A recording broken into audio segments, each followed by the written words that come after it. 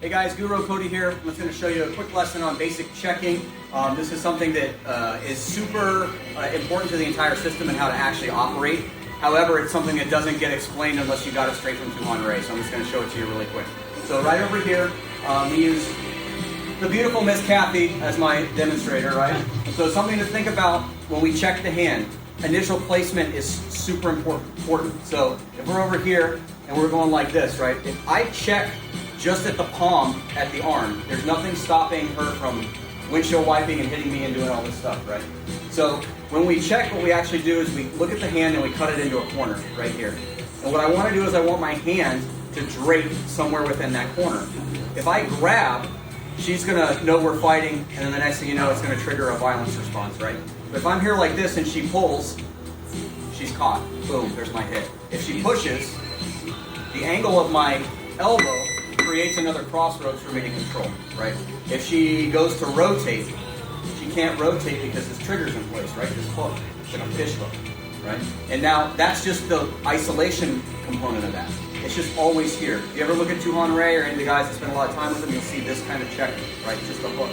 The other side of it, which we're going to cycle for you in a second with the transition drills, is that once I'm in this position, I can easily transition to the other corners of the hand. So just like I have this corner here, I have this corner here. And I can grab like this and limit the rotation. Rotate, right? So now she can't rotate. If she pulls, she's trapped. Whoop, pulls me into the shot. If she pushes, I use the elbow to stop it. So once I check it, it's there. And I'm not grabbing. But what I also have the ability to do now is from this position, I can cycle from here to here, which is how I can get my upper line for transition drill, right?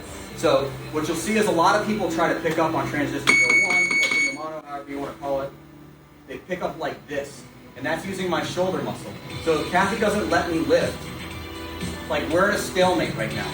But what happens instead is, when I check this way, I'm going to go under, and still, if she pushes, right, I'm still using my delt. But what I do instead is once it's here, I have a crossroad high in here as I step forward with my left leg, and all of a sudden, my whole body will overpower what she's doing, which also gives me this. When I transition back out, you bet, I come back to this position. That hook right there isolates it. Rotate, pull, push. Okay, so when she clears it, she's just trying to get out of that shape. Here. So when I come in, position 1, when I check, it's here in this corner, right? I'm also using this. I like this one as well because I can go left, right, high, low, and I can stop the line. There's all kinds of stuff that I can do to then bring in the person, especially in full contact. It's just right there so you can just push it in. So from this position, I go here, but when I'm stepping through, see how I'm using this contact point to shoot to the lower side, stepping in for the power, then I step back, the arm extends naturally because she's pushing forward, and then again, I have this here. So I'm going to cycle it for you. Go ahead and clear it. Here it is. 1. Clear. 2. Clear. And 3. Clear. Good. Now we're going to rotate here. See on the other side. 1. I step in. I can check here. Sometimes I'll even go here and step through. I clear, and that's still there. So if she doesn't apply an actual clear, there it is. 1, 2, 3. So this allows me to use disarms, to use anything with a twitch reflex. Because like your basic snake, when we show the technique, we show this huge circle. But in reality, if you have the correct hand posture, that correct eped, that correct angle, and Kathy comes here, watch how little this takes. Once I come in and I go for a snake, all I had to do was point. Because I was already in that position, point. Okay? So I don't have to do this huge circle. So snake 1, I shoot to this position, I rotate, there's a disarm. So number 12. Snake 2, same thing. I find that corner of the hand, I drape, I just go the opposite angle, and it's there.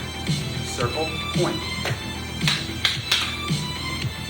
Circle. This one I'll use the stick. Point. Okay? So see how small that move is. And so when you apply disarms in real time, especially when you're sparring, they can't be that big. because the person's either not there or you're going to get hit. So master this position, hook low, hook high, hook here, inside, outside, right? Because it'll allow you to start to apply everything else once you have all this other stuff.